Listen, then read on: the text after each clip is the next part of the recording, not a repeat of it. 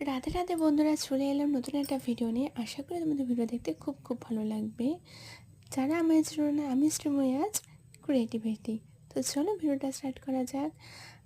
তো এত ইউটিউবে ইনস্টাগ্রামে দেখেছি হ্যান্ডমেড জুয়েলারি বানানো, কানের বানানো। আজ আমার একটু ইচ্ছে হলো সেই ভিডিওটা তোমাদের সঙ্গে শেয়ার করছি। এক নতুন অভিজ্ঞতা হলো। জানো তো তোমরা, আমার মা না হাতের সমস্ত কাজ খুব নিখুঁতভাবে বানাতে পারে। যেমন ধরো হার, কানের, তারপরে রাখি, আসন বানানো, একটা পুতুলের জামা বানানো, খুব সুন্দর সুন্দর অনেক কিছু পারে। তো সেখান থেকেই, মায়ের থেকেই আমার সমস্ত কিছু শেখা। তো জানি অতটা মায়ের মতো এতটা ভালো হয়নি, চেষ্টা করেছি।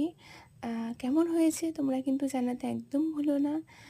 ঝুড়িটা কিন্তু যখন বানাই, আমার পাশ থেকে কিন্তু মা একটু বলে ঠলে দিচ্ছিলো যে এটা এভাবে কর, ওটা ওইভাবে কর।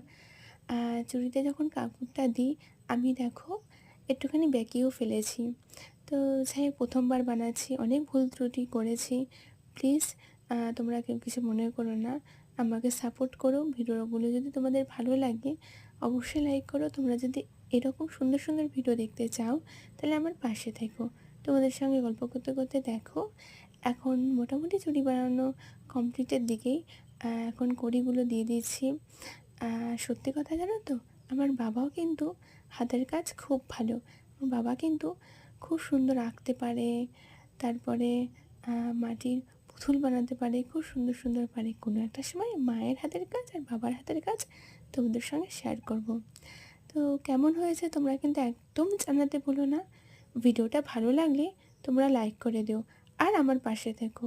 টাটা বন্ধুরা, ফাইনাল লুকটা তোমরা দেখে নাও। টাটা।